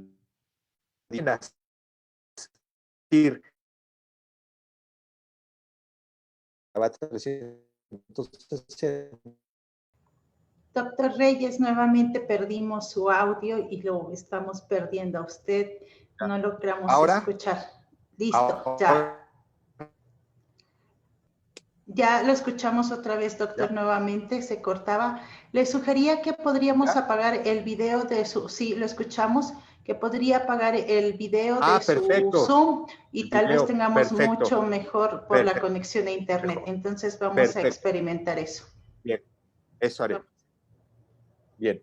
Entonces, les decía que este otro calendario, este otro sistema calendárico de 260 días, se cruzaba a su comienzo uno con otro y cada 52 años coincidían en la fecha de inicio. Y era el momento en el que se festejaba el fuego nuevo, se rompían las cacerolas y para empezar un nuevo ciclo del tiempo, ¿no? Entonces, esos eran los dos sistemas calendáricos y no tienen que ver con lo descrito por Enrico Martínez. Pero este sistema de cantares mexicanos aparece en muchísimos códices. De hecho, hay códices que son en sí mismo el zodiacal, el de 260 días. Cada trecena, eran 20 trecenas, digamos que la semana no tenía 7 días, sino 13, estaba regida por un dios distinto. Y de acuerdo al día en que uno naciera, era el dios que regía esa fecha y era el destino que uno iba a tener. Por ejemplo, los que nacían en las semanas o en las trecenas que estaban regidas por Quetzalcóatl iban a ser gente proclive a las artes, por poner un ejemplo, ¿no? Hay códices que son la lectura de este sistema zodiacal, como todos los códices que se llaman Tonalpohualli o Tonalámac, como el Tonalámac de Obán, que es uno de los regresados a México. Ese es un códice que es una lectura o interpretación del destino de las personas. Cuando una persona nacía, lo llevaban con un sacerdote especializado en la lectura del tiempo, que era el Tonalpeuque. Y este Tonalpeuque le iba a decir a la persona, tu destino será este, y si no te gusta porque naciste en un día negativo, le decían a los papás, vamos a hacer un ritual para cambiarle su destino. Algo que en cierto modo existe todavía como cambio de suerte, como un ritual que le llaman así, el cambio de la suerte, entre pueblos en la Mixteca, entre los pueblos nahuas de la montaña, entre pueblos mayas, ¿no? Es lo que yo puedo verificar o puedo decir. Perfecto. Tenemos una pregunta de Ricardo Laguna Ramírez que dice, el canto sobre la guerra sagrada de Huitzilopochtli, entiendo que no se incluyó en el manuscrito de los cantares. ¿Se perdió o hay alguna transcripción en algún sitio? No se transcribió por lo que decíamos, seguramente hubo una autocensura. Sabemos que hay cantos de Huitzilopochtli, pero no dicen que son expresamente un llamado a la guerra sagrada. Si uno quiere leer los 20 himnos sacros de los nahuas que publicó Garibay, ahí se encuentra un canto a Huitzilopochtli, traducido por el propio Garibay. Y también en Ritos Sacerdotes y Atavíos de los Dioses hay un fragmento dedicado a Huitzilopochtli y lo describen, digamos, con su canto, cómo era su atavío y cómo era su canto.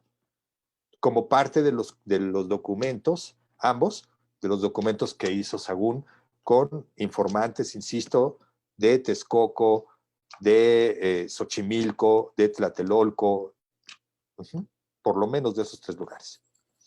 Perfecto. Parcialmente había intentado responder en uno de los lapsos a la pregunta de Aide Méndez Barbosa, que decía, ¿existen manuscritos o documentos impresos de la época colonial sobre otras lenguas indígenas o en ellas? Si los hay, ¿qué tan posible es poder conseguirlos actualmente? No, son muy asequibles, afortunadamente, y hay una cosa que hay que cobrar conciencia. ¿Por qué el náhuatl tuvo esta relevancia para la cultura escrita? Pues como lo dijo también Marina, porque sirvió como puente para representar a las otras lenguas. Por ejemplo, Olmos escribió en huasteco, escribió en otomí, no se conservan sus documentos, pero utilizó el primer experimento del traslado del náhuatl al alfabeto y a partir de ahí tomaron como referente esa expresión del náhuatl para escribir las otras lenguas. Que no siempre funcionó, por supuesto que no iba a funcionar. ¿Por qué? Porque el náhuatl no es una lengua tonal y muchas lenguas mesoamericanas son tonales. Las lenguas otomangues, el mazateco, el otomí, chinanteco, zapoteco, mixteco, tienen tonos y no servía plenamente el náhuatl. Hay otros fonemas del náhuatl, otros sonidos que no tienen, que tienen maya, por ejemplo, pero no el náhuatl. Entonces el náhuatl no sirvió, pero se hizo el intento, por un lado. Por otra parte, desde la época de Felipe II se promovió el uso del náhuatl para que los indígenas realizaran sus trámites ante el Consejo de Indias. Tenemos documentos bilingües. Por ejemplo, los mayas en Guatemala tenían que dirigirse al Consejo de Indias en náhuatl y tuvieron que contratar a nahuatlatos que fueran también hablantes del maya para canalizar sus documentos a las instancias coloniales, y afortunadamente esos expedientes se conservan y han sido ya publicados. Los publicó Karen Dakin, ¿no? Como Nuestro pesar, nuestra aflicción, ¿no? Algo así se llama el libro, ¿no? Pero por la autora lo pueden encontrar, Karen Dakin, ¿no? Y así como ese, muchísimos otros códices. Tenemos códices con parte otomí y parte náhuatl, como el códice de Huichapan. Tenemos códices, por ejemplo, de Oaxaca, que tienen fragmentos en chinanteco y fragmentos en náhuatl, ¿no? Entonces, sí, afortunadamente, no, el náhuatl no es el único, pero sí es quizá de los más privilegiados, o el más privilegiada, la lengua más privilegiada por la cultura impresa y escrita alfabética. Muy bien. Laura Ruiz Romero pregunta, el doctor nos mostró una imagen del Códice Borbónico en donde hay una especie de tambor. ¿Hay más registros de instrumentos musicales? Uy, sí, hay muchísimos, muchísimos, muchísimos, ¿no? De hecho, el propio Mendoza con Castañeda, otro gran musicólogo, estudiaron las piezas arqueológicas, no nada más las representaciones. Y esas piezas arqueológicas pues son de pronto más ricas. Entiendo que los musicólogos y los etnomusicólogos han trabajado con muchos arqueólogos para poder reproducir los sonidos de los instrumentos prehispánicos. Y estos instrumentos o estos catálogos arqueológicos no incluyen solo tambores o teponaztles, sino gran cantidad de percutores, ¿no? Huesos calados, incluyen conchas diversas y sobre todo una gran cantidad de aerófonos. Es algo que llama la atención, tanta diversidad de aerófonos, porque eso habla de las construcciones melódicas, de las frases melódicas que pudieron tener, y que ahora lamentablemente los grupos que ejecutan música que aluden que es de origen prehispánico ignoran por completo, ¿no? No las incluyen en su repertorio musical. Carlos Estrada te felicita por la exposición y haber sorteado los Gracias. inconvenientes y pregunta si podrías compartir dónde se puede acceder a los mapas de la migración náhuatl. Bueno, el Códice Xolotl está en diferentes lugares. Es una de las migraciones nahuas, ¿eh? No es, o se refiere a las que expuse en la presentación de PowerPoint. Los tomé de arqueología mexicana, seguramente, ¿eh? Sí, ahí hay afortunadamente el aparato iconográfico de la revista, que a su vez retoma ya muchas obras especializadas. Ahí vienen los mapas. Si se está hablando de las migraciones como códice, como fuente, es el Códice Xolotl. Lo tiene el compendio enciclopédico náhuatl montado y estudiado por Marc Duvenot. Lo pueden consultar ahí. Históricas, entiendo que también tiene una liga para la publicación del códice, si mal no recuerdo, y seguramente en otras páginas de repositorios digitales está el conjunto de códices de la peregrinación del Xolotl. Respecto a la peregrinación mexica, la del Códice Boturini, esa debe de estar en el Repositorio Nacional del INAH, porque ese códice está en la Biblioteca Nacional. Y también ese ejemplar se puede comprar por 60 pesos en la revista de arqueología mexicana, que sacó bueno, póngale que quizá ya subió, no sé, a 80, 90 o quizás 100, no más de eso. Publicaron el Códice Boturini, que es el de la migración mexica. La de Xolotl terminó con el establecimiento de los chichimecas y la fundación de Texcoco, del señorío de Texcoco, mientras que el de los mexicas en la de México Tenochtitlan.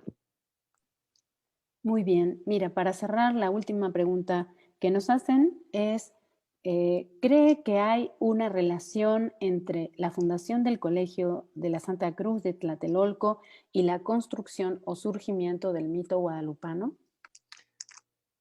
todo lo que digamos son hipótesis. Y en ese sentido, bueno, pues me voy a animar a decir que sí, porque va a quedar yo creo que aquí grabado, ¿no? Yo creo que sí, que sí hay una asociación. Nos falta muchísimo por estudiar y seguramente mucho de lo que digamos lo vamos a decir por inferencia, no por demostración. Este sector culto, este sector educado, encargado de concebir, de ser el artífice de un nuevo pacto social, de una nueva relación entre gobernantes y gobernados, de un nuevo sistema educativo, de un nuevo sistema de creencias, quiso que algo perdurara de su antigua tradición. Y de alguna forma, hipotéticamente, mi opinión es que fue consciente de su actuar. Cobraron conciencia histórica de lo que estaban decidiendo y que en la promoción del culto guadalupano tuvieron que ver, sí, no solamente los franciscanos con Zumárraga, sino obviamente este sector culto de indios. Hay un documento que se ha publicado parcialmente porque está en una colección particular, que es la averiguación de Montúfar. Recuerden que Montúfar fue el arzobispo después de Zumárraga y mandó a hacer una averiguación con los tlacuilos que habían pintado a la Virgen de Guadalupe para preguntarles quién les había dado la estampa, quiénes habían sido los artífices. Ahora sabemos que el autor es un pintor, Marcos Ipacli, ¿no? Y en ese sentido es que era un sector consciente de su actuar histórico. Pero esto, insisto, es por inferencia y esa es mi postura personal. Y creo que el papel de los nativos intelectuales es mucho mayor de lo que creemos y que hemos un poco menospreciado su actuar, adjudicándole la responsabilidad a muchos frailes. Me parece un excelente cierre el que dices, porque creo que también una parte de la historia es también hacer esos ejercicios de pensar no solo qué tenemos desde el punto de vista documental, sino qué conjunto de otras evidencias podrían entretejerse para ver qué pudo haber pasado en ese momento lejano y no es solo un ejercicio de imaginación histórica, sino también de dar explicaciones posibles. Así que te agradezco mucho este cierre, tu exposición. Reitero la gratitud a todas las personas que nos acompañaron a su paciencia para permanecer todo este rato.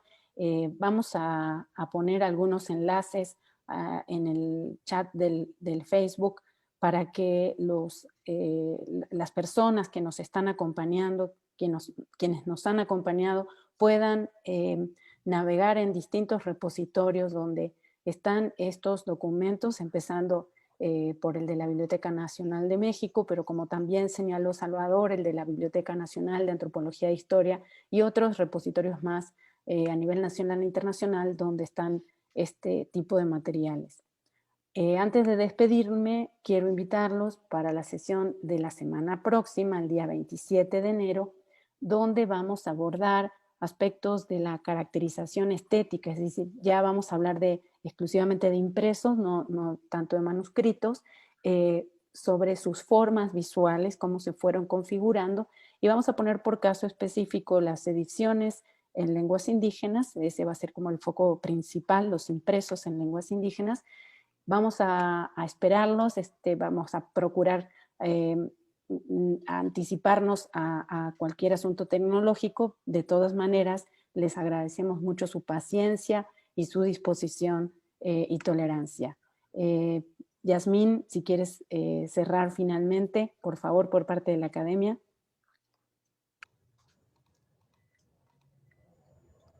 Bien, pues agradecerle a todos, justamente todos nuestros asistentes, al doctor Reyes también y a la doctora Garauni por estar acompañándonos en estas transmisiones. Gracias a todos por sus comentarios, sus preguntas. Aquí leemos que hay una que quedó pendiente, no se preocupen, por favor, les pido que las preguntas que nos hayan quedado tal vez pendientes, se hayan quedado muy atrás en los comentarios, las hagan llegar por un mensaje y se las haremos llegar al doctor Reyes para que demos respuesta a estas preguntas, porque la idea es justo atender a cada una de ellas pues en la mejor manera y la mejor forma, ¿verdad? Entonces, pues nos encontramos la próxima semana y justo pues vamos a tener la conferencia de la doctora Garone aquí en nuestro ciclo. Pues muchas gracias y nos encontramos la próxima semana aquí en nuestro ciclo Introducción a la Historia del Libro y la edición en México.